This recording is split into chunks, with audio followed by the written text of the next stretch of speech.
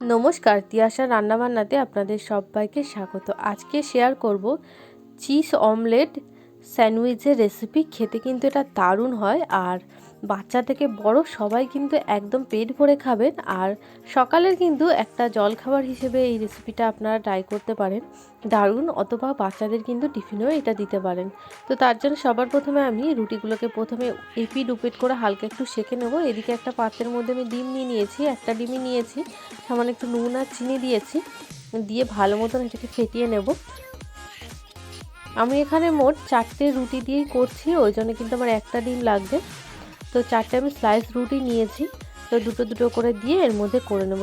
এপিট ওপিটটা খুব ভালো মতন ডিমের গোলায় চুবিয়ে নিয়ে তেল দিয়ে তেলের মধ্যে হালকা করে একটুখানি নাড়িয়ে চাড়িয়ে নেব, মানে ভেজে নেব। তারপরে মাঝখান দিয়ে এটাকে আমি চিজ দিয়ে দিলাম, দিয়ে দু পিঠটা আমি বাটার লাগিয়ে নেব। মানে এটা কিন্তু খেতে দারুণ স্বাদের হবে, ভেতরে চিজ বাইরে বাটার, তাহলে কিন্তু একদম জমে যাবে। তো তারপরে এটাকে দু পিঠটা হালকা একটু সেঁকে নেব। গ্যাসটা একদম লোতে দিয়ে দু পিঠটা খুব ভালো মতন সেঁকবো না, জাস্ট হালকা একটু সেঁকে নিলেই কিন্তু রেডি হয়ে গেল আমাদের চিজ অমলেট স্যান্ডউইচ। যদি রেসিপিটা ভালো লাগে তাহলে কিন্তু অবশ্যই লাইক, কমেন্ট আর সাবস্ক্রাইব করবেন।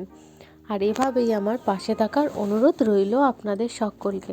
নতুন নতুন রেসিপি দেখার জন্য অবশ্যই আমার চ্যানেলটিকে কিন্তু সাবস্ক্রাইব করবেন।